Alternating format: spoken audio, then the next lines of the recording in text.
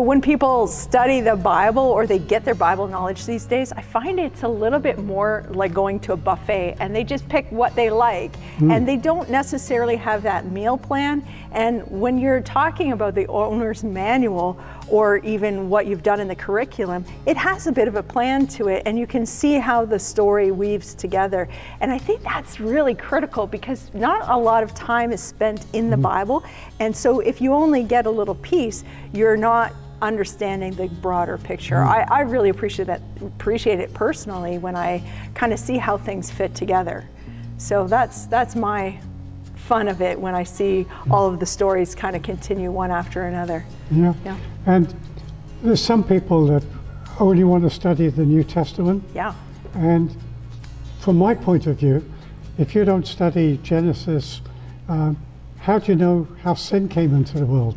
Absolutely. And then there's all these other things that have happened over the years.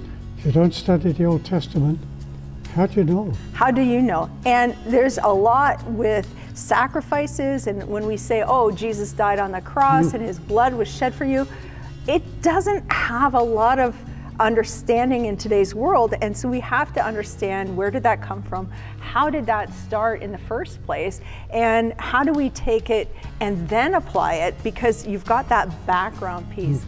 The other interesting bit was Leviticus for me this year. I spent a little bit more time in Leviticus in my own study, and there's reasons for that. And I think we covered a few things about what they did with murder, and it was pretty intense conversations, but I thought the kids did so well with understanding what the Bible said and then processing it for even today and how, you know, we have our legal system set up, and that was an interesting conversation.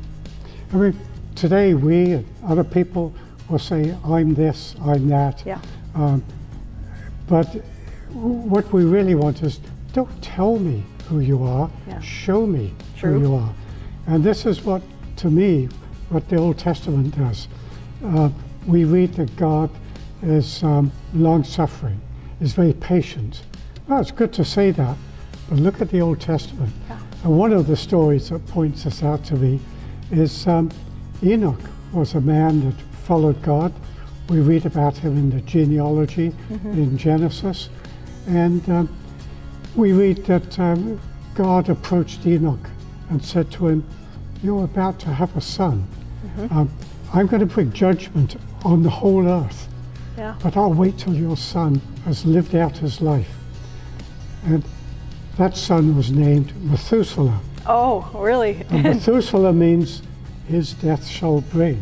Okay. He lived longer than anybody else. 969 years. That shows God's patience.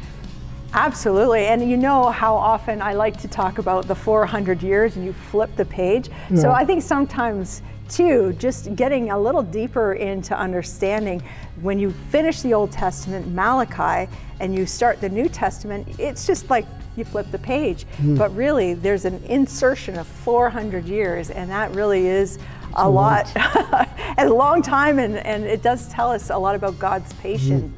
And we understand that he waited for the time to be right, and then he sent his son. And there's a lot of interesting bits that are historical in nature that we can kind of look into and understand.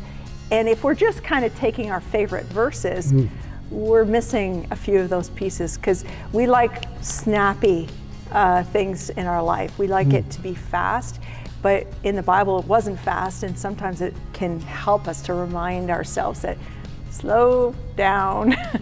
You know, things do take time.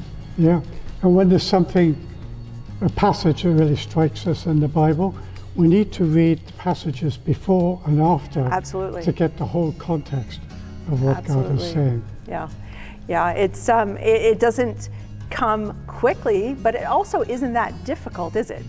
No, it isn't. I think people think it's difficult,